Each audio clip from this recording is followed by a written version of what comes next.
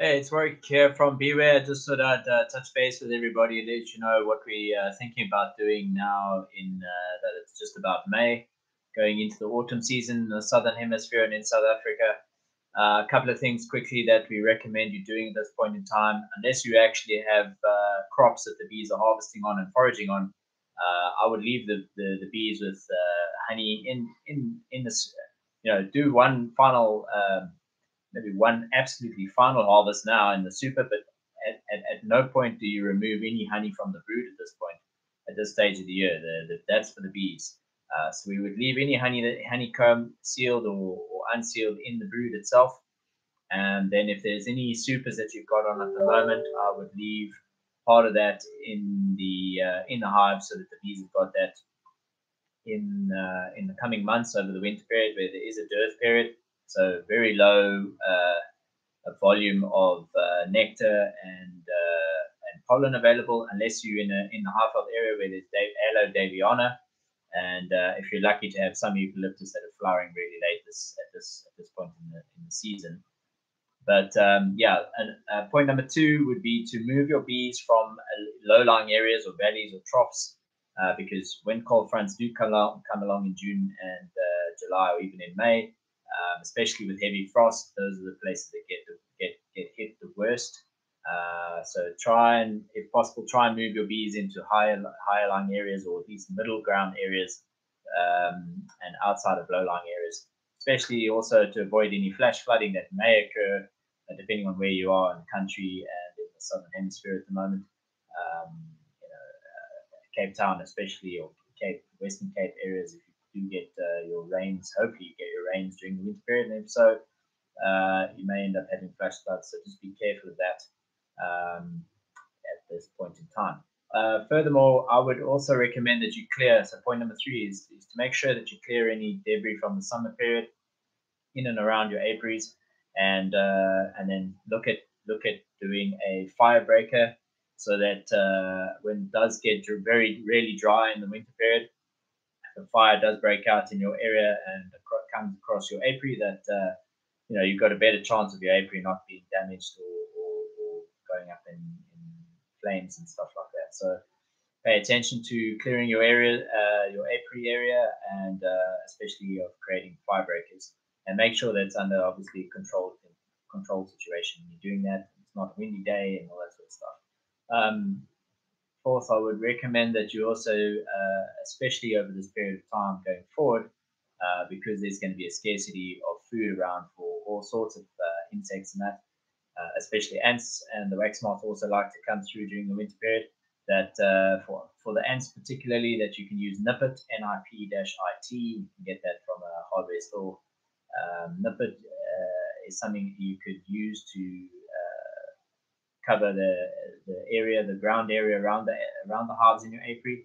But obviously, just take care that there's no exposure to the hive or to bees coming and going when you are applying the stuff in the area. Make sure that you leave enough of a space around the hive so that when bees are leaving or coming, when they're coming and going, that if they do fall or drop onto the grass and stuff like that, they're not going to come into contact with the nipple itself around the hive. So at least leave an area of about I'd say about a meter circumference or border going around the hive, so that the when the bees do make contact with the grass and the felt and all that sort of stuff that's in that space, they're not going to get in contact or contaminated by the nippet, because A, it's going to affect the bees, and B, it's going to get into your honey.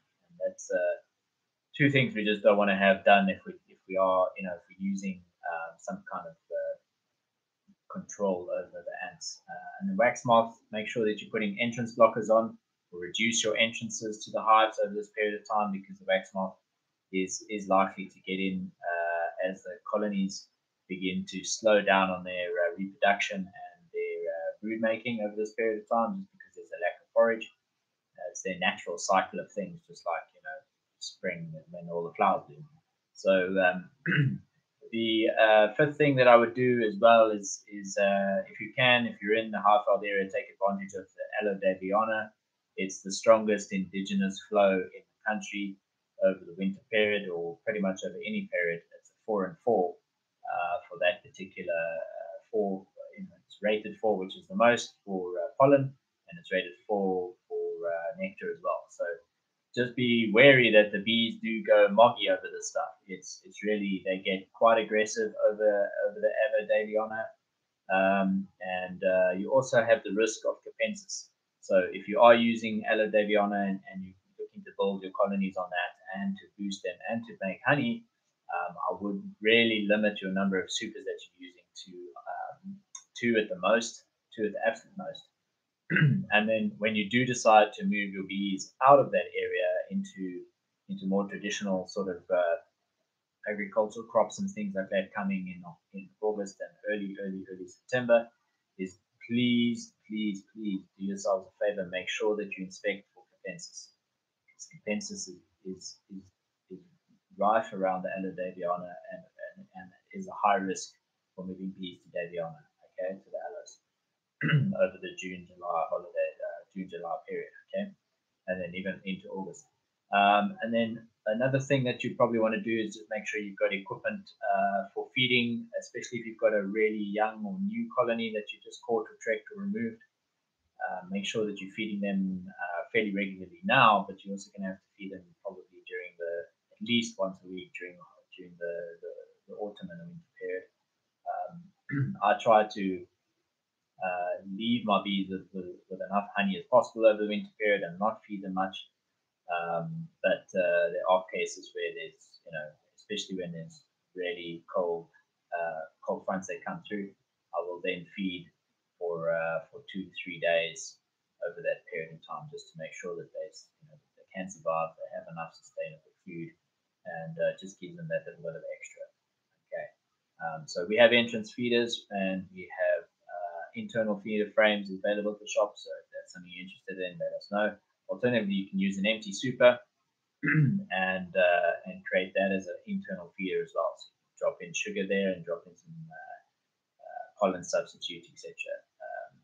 And then once the bees have used that up, especially if the bees, if you leaving comb on the hive, in the super for the bees to actually eat, once do sort of a bi-weekly or bi-monthly inspection, and if the bees have cleaned out that honey and it's all used up, then remove that super. Don't leave empty supers on any of your hives over the winter period. Okay, so this means that the bees have to build more climate control energy inside the hive where it's not really necessary.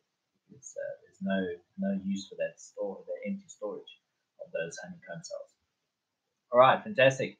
That's pretty much it. Oh, a third thing. Oh, and we're probably on 6 now, 6 or 7. Is take use of this time.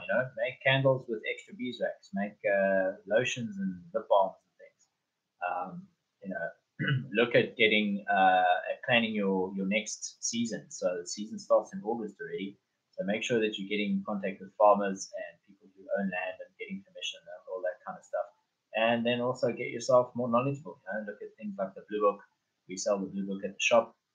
And get on our subscription, our newsletter subscription, which is www.beware.co.za/subscribe.